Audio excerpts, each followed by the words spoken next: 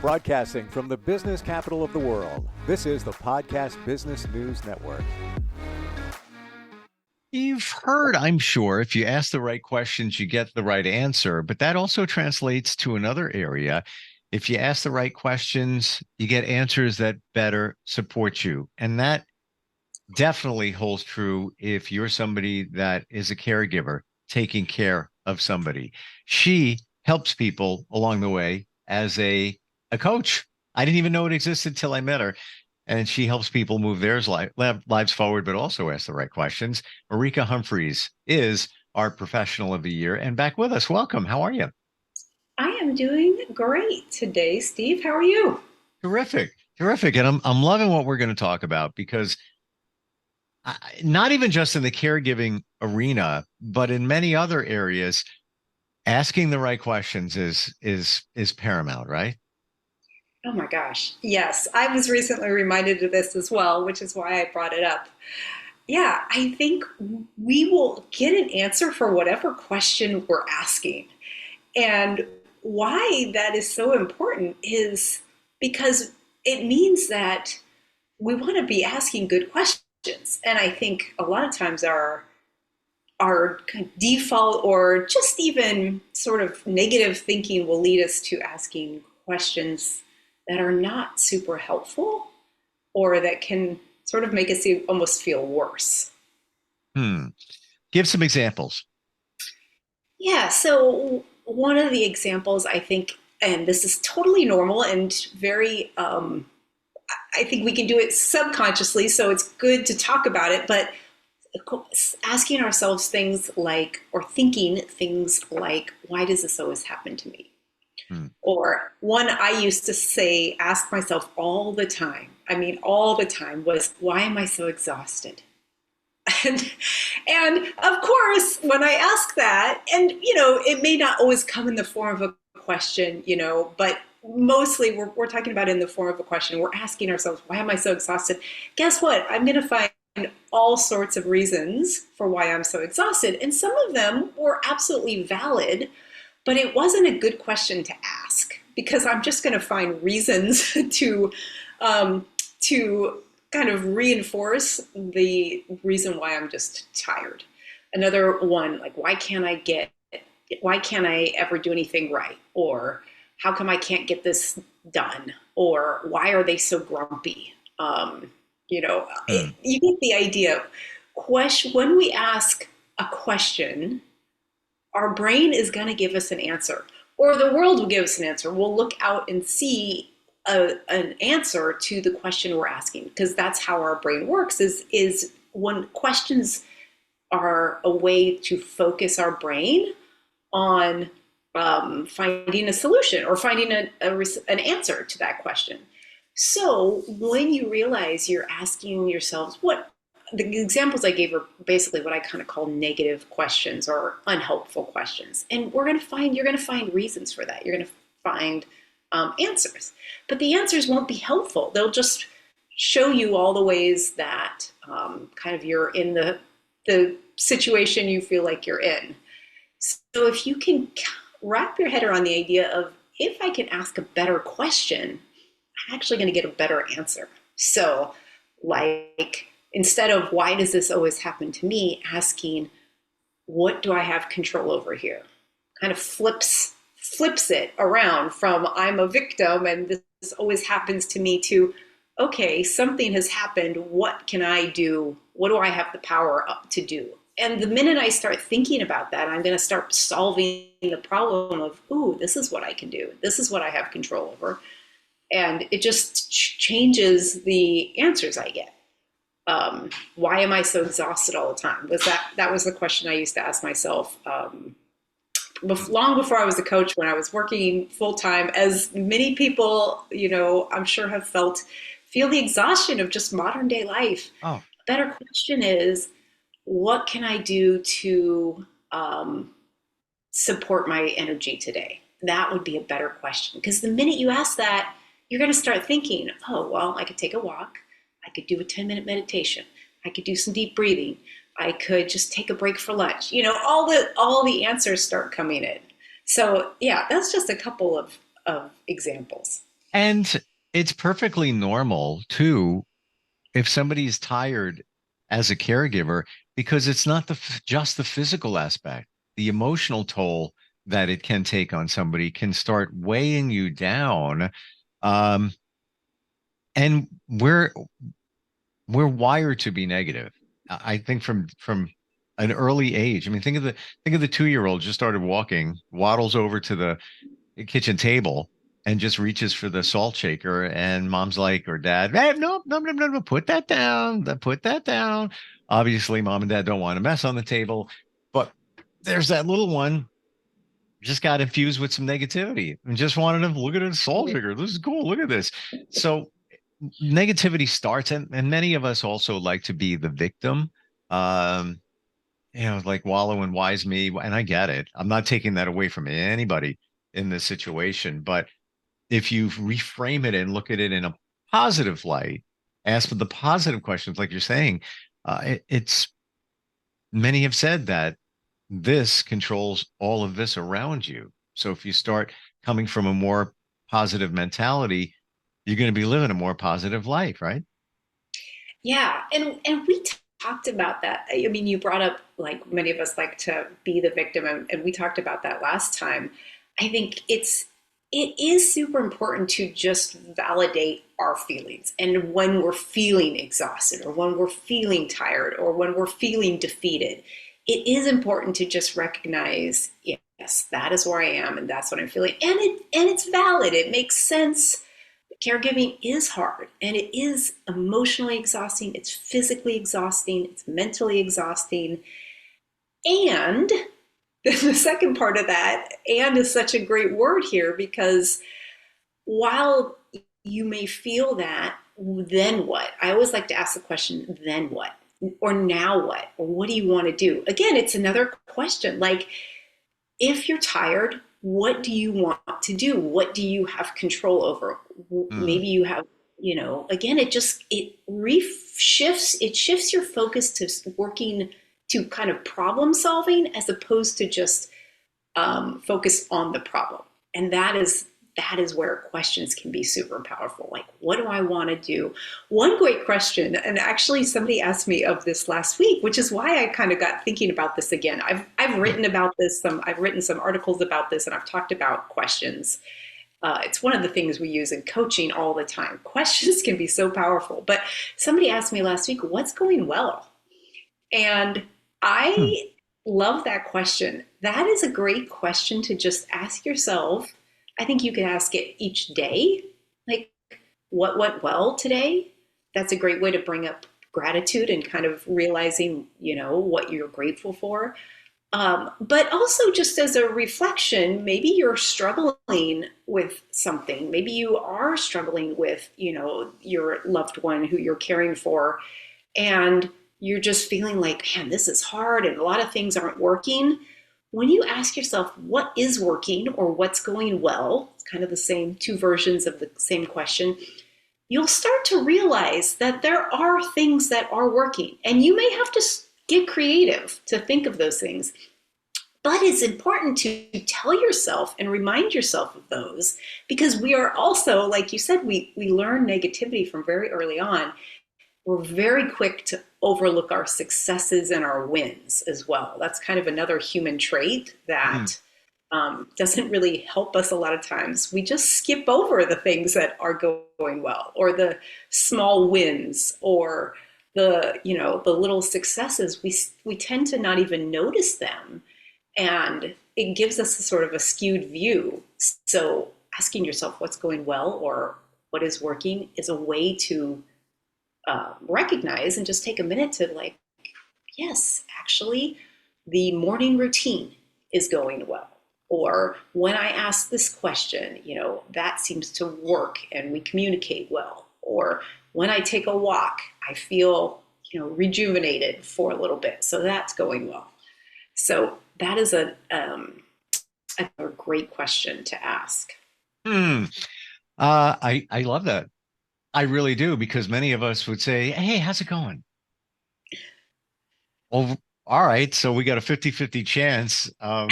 And which way do you think it's usually going to go? And I don't mean anybody in particular, you. It just, when somebody's in challenging situations, they're probably going to gravitate toward the negative answer. But if you frame it with what's going well, tell me some good stuff going on in your life right now. What's new? What's positive? Right away, it changes the direction where you're going.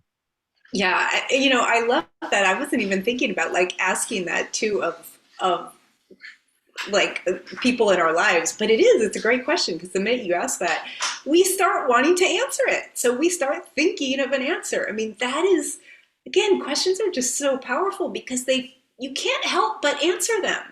You can't. Like, even if you don't say anything out loud, your brain starts thinking, oh, it is going well. And it's almost a little hack. I mean, it's just like a great way to shift your focus. And especially, I think this is a great tool when you're just having a crappy day. Like things are going bad, or you woke up in a bad mood, or you woke up exhausted, or you didn't sleep well. And that can sort of build and, what's the word I'm looking for? Kind of, it can kind of build into a worse day and a worse day, and you start to feel like just everything is going wrong.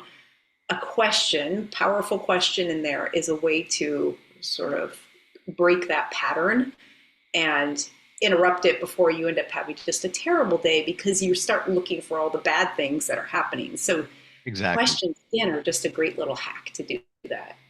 This is as an example. You ask your kids, "Hey, how was your day?" Fine. Yes. I have a Oh, teenager, so okay. yes. And I would ask my daughter, teenager, questions, and I, try to get, just want to engage, want to be connected, and see what's going on. So of course I get those answers, but if you don't ask the right questions, you don't get them, the right answer. So I changed it around. One day I said, "What's it like to have the most beautiful hair of any girl on the planet?" And right away, "Oh, well, I did it differently today. I used a different condition." Blah, blah, blah, blah, blah, blah, blah. So same thing. If you twist it around and ask the right question of somebody, you're going to get it. But even the most important thing here, I think, is also the right question of yourself. And you said that in the beginning. When you're even if you're not verbalizing it, if you're just thinking, even if you're thinking, "Why me? Why am I dealing with this? Why do I have to deal with this? Why am I so tired?" If you're asking those questions of yourself, you're just fortifying the negativity within your mind. Yeah. Yeah. You completely nailed it with the asking and a question of your teenager that got them to engage, right? Just by reframing and like getting specific with your question or focusing on something that you knew was important to them. I mean, that is such a great way to connect with people we love in our life. Like, ask them something they love. Maybe that is a great. I love that too. When you think about your partner, whoever you're caring for, or your loved one, just asking questions to get them engaged. Or, how are you feeling? Like we tend to ask our loved one, how are you feeling? Well, again, you might get a 50-50 response to that, as opposed to what makes you feel good. That's a great question because you might actually learn something there. Or how do you feel supported? That's another good question to ask. Or how can I support you today? But then again, what I really liked too was thinking about mostly was the questions we ask ourselves and how to do the same thing, engage our mind really in a productive thinking as opposed to destructive thinking. Productive questions. What is one thing I love about my partner? Like the minute you think about that, you're going to find something. Or what is one thing that that I've learned from them? You're going to have an answer to that. What's most important today? In fact, that was the question I actually asked myself this morning, because when you're feeling overwhelmed comes from like everything. I have all these things to do and they all feel urgent, but there's always something that's most important, or one or two things. And just simply asking yourself that question, what is the most important thing I need to do today? That already just zeroes in your brain to that one thing. And if you do that one thing, then you just kind of lower your whole stress level because you realize, okay, that is the most important. Or it forces you to figure out what is that most important thing. Hmm. One of the things I like to, I have a client right now who's really going through a very challenging time. Her husband is probably in the late stages of his life. And one of the things we just work on week to week is I'm helping her to maintain her energy because it's such a challenging time in all the ways, and especially when we don't know. I mean, I have no idea what will happen, but that is what it's looking like. And just she has young children, and it is can be exhausting. And one of the things I ask her a series of questions, mostly to help her check in with what she wants, in order to help her continue being the person she wants to be when she's going through incredibly challenging time. And one of the questions I ask her is, what do you want to do more of this week? And it may be like, get more sleep, get more exercise, take a walk, spend some one-on-one time. It happens to be her husband, who's, probably in the late stages. But that gets her thinking just about essentially, it's another way of saying, what are your priorities? And that helps her focus in on what she wants to do, what's most important for her. And then the other question I ask her is, what do you want to do less of? And sometimes, like last week, I think the answer to that question was she has some people helping with his care. And a lot of times she has to give a lot of instructions, and it just is can be very tiring. So she realized that's something she would like to do less of. So then she gets to a problem-solving mode, like, how can I do less of that? She starts thinking, how can I do less of that? Because she realizes, okay, that's what I want less of. So those questions, again, just help clarify things for us when we're really going through just the challenging times, whatever that looks like in your world and caregiving world. That can look like a lot of different things. Questions can help clarify what's important, what you want to see less of, and then you can get to work on figuring out how to make that happen. This is why we need you. Because when you're deep in it, dealing with the emotions, loved ones, and all of that, it's hard to see the proverbial other side of the trees. You can't see through it. You're in it. No. And Yeah. as time goes on, you get deeper into it, and therein lies the challenges. And it's so understandable for the negativity to be there. It Oh, just yeah. it's It is. It is. It's 100%. The other questions I ask her are, what are your worries? And the reason why I ask that is because I want to uncover, a lot of times we have some worries that we kind of push down.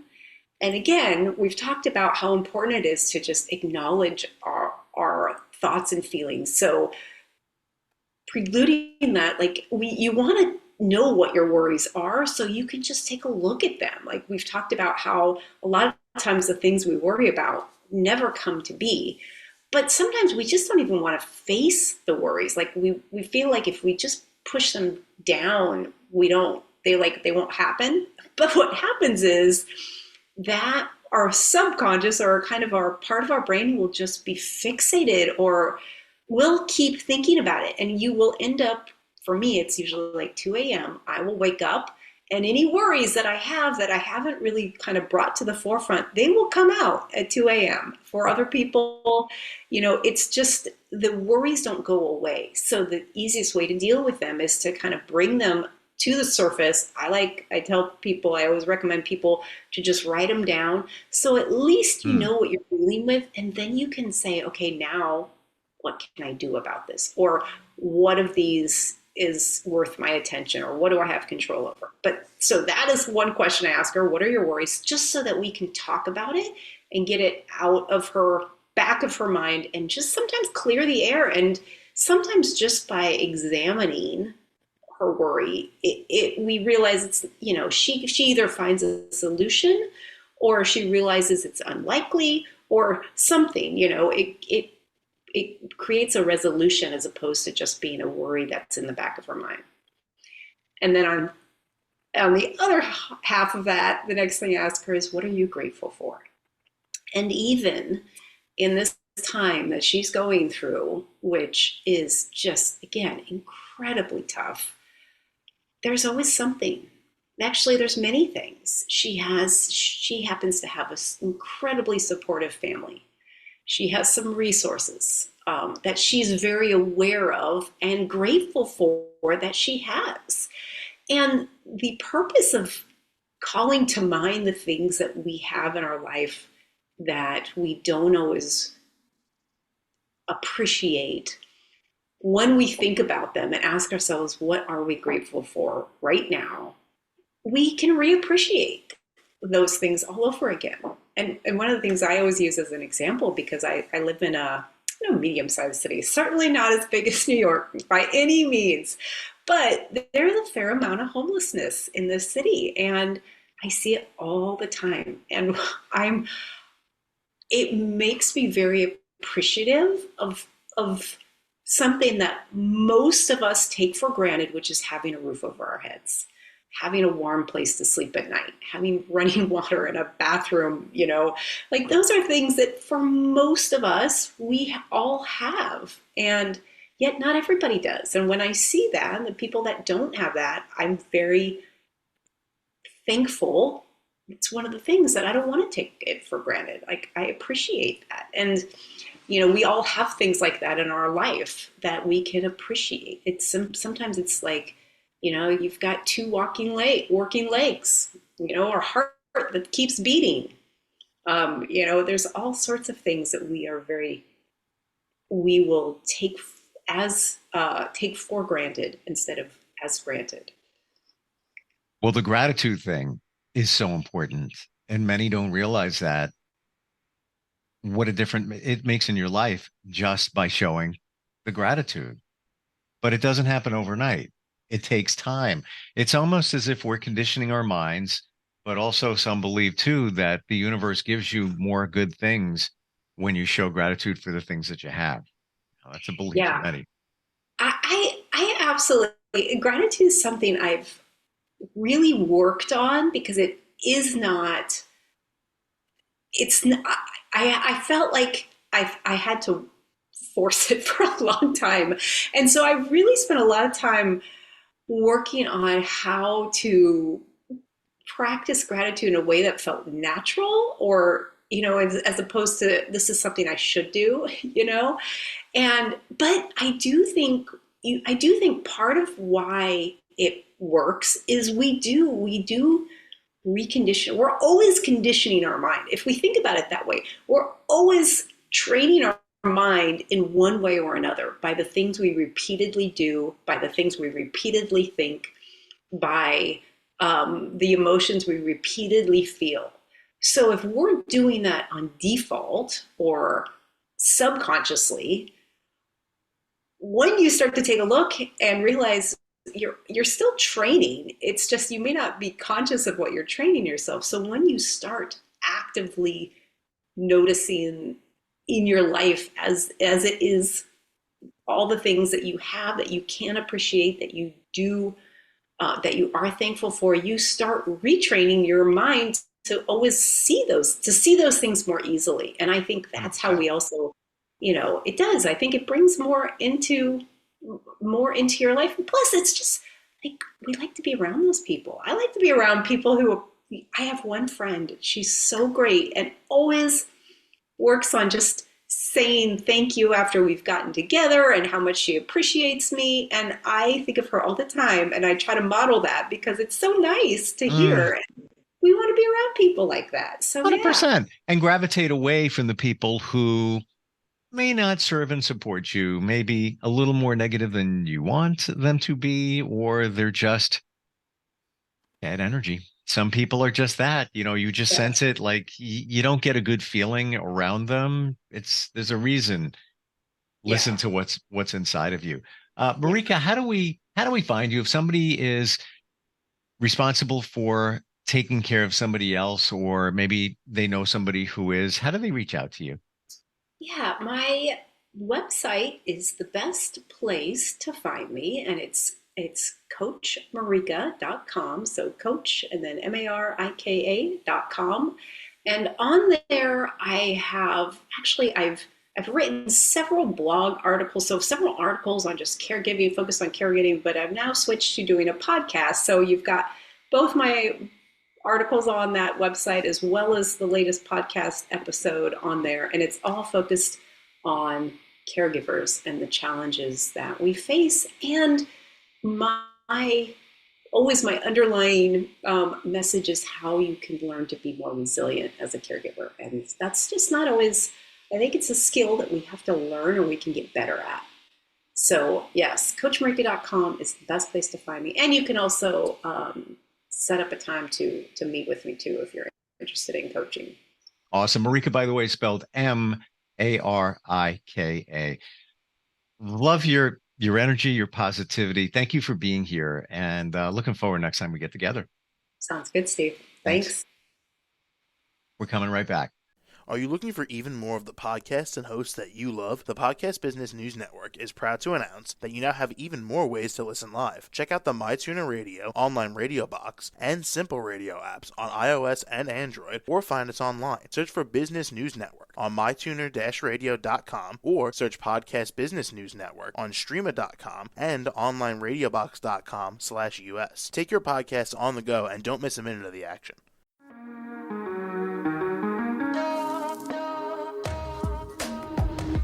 Broadcasting from the business capital of the world, this is the Podcast Business News Network. For nearly 2,000 severely injured veterans, everyday life has become filled with barriers.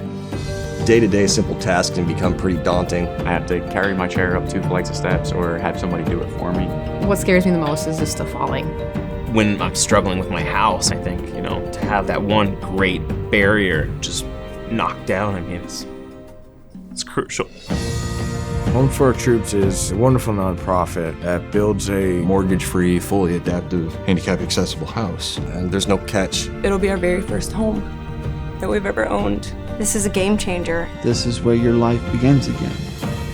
We need you to join us in completing this important mission. Please visit hfotusa.org and help build homes and rebuild lives. Because of you, everything's going to be okay.